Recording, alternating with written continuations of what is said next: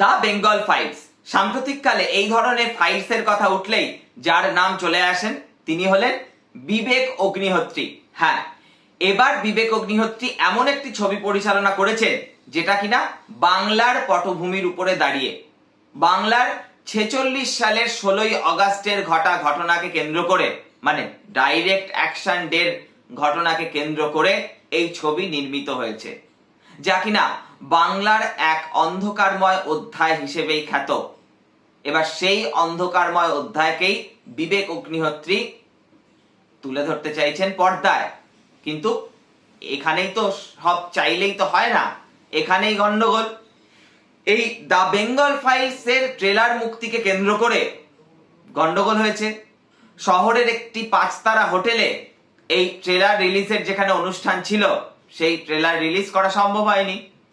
সেখানে কখনো হোটেল কর্তৃপক্ষের পক্ষ থেকে বাধা দেওয়া হয়েছে, কিংবা কখনো কখনো পুলিশেরও উপস্থিতি চোখে পড়েছে। এবার এই নিয়ে বিবেক অগ্নিহোত্রী বলেছেন যে সত্যজিৎ রায়, মৃণাল সেনের বাংলায় একটা বাংলা ছবির বা যে কোনো ছবির ট্রেলার রিলিজ করা যাবে না, এ কেমন কথা। এবার এটা নিয়েই তারা বলেছেন যে বাংলায় মত প্রকাশের স্বাধীনতা নেই।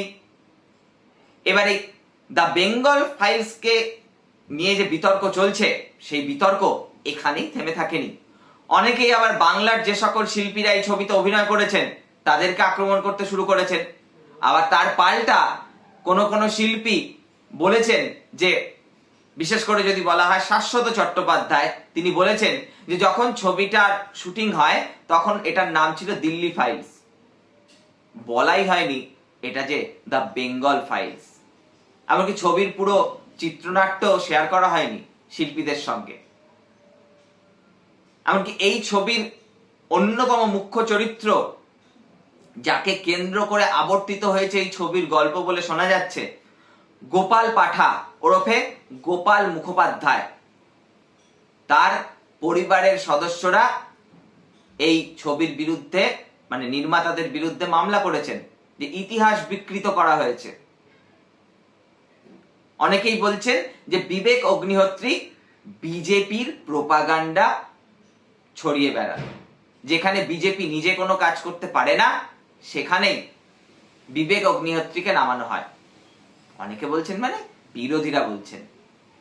কিন্তু এটাও কিন্তু অনেকে স্বীকার করছেন যে বিভিন্ন বিষয়ে নিষেধাজ্ঞা জারি করলে সাধারণভাবে লক্ষ্য করা যায় সেই বিষয়ের প্রতি মানুষের আগ্রহ বৃদ্ধি পায়। মানে এই নিষেধাজ্ঞা জারি বা এই কোনো একটা বিষয় চলতে দেব না বা কোনো একটা বিষয়ে অলিখিত নিষেধাজ্ঞা জারি, এই ধরনের ঘটনা ঘটলে বা ঘটানো হলে শেষ পর্যন্ত গিয়ে সেই বিষয়টারই মঙ্গল হয়, অন্তত বাণিজ্যিক ক্ষেত্রে।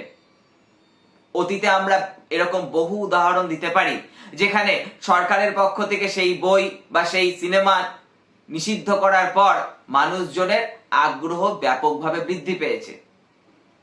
আর বর্তমানের এই আন্তর্জাতিক, জাতীয় বা বিভিন্নভাবে যে আমরা গণতন্ত্রের কথা বলি বা যে ইন্টারনেটের যুগে আমরা রয়েছি, যে বিশ্বায়নের যুগে আমরা রয়েছি, সেখানে এই ধরনের নিষেধাজ্ঞা চাপিয়ে আদৌ কি কোনো সিনেমা বা বইকে আটকানো সম্ভব?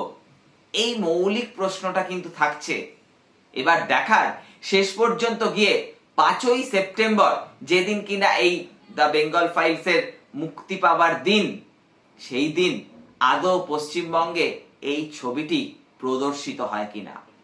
চোখ থাকুক সকলের, আপনারাও চোখ রাখুন দ্য ফ্লো এর পর্দায়। দেখতে থাকুন দ্য ফ্লো। চ্যানেলটিকে এখনো যারা সাবস্ক্রাইব করেননি, সাবস্ক্রাইব করে দেবেন আর পাশের বেল আইকনটা প্রেস করতে ভুলবেন না। নমস্কার, দেখা হচ্ছে পরবর্তী কোনো এক এপিসোডে।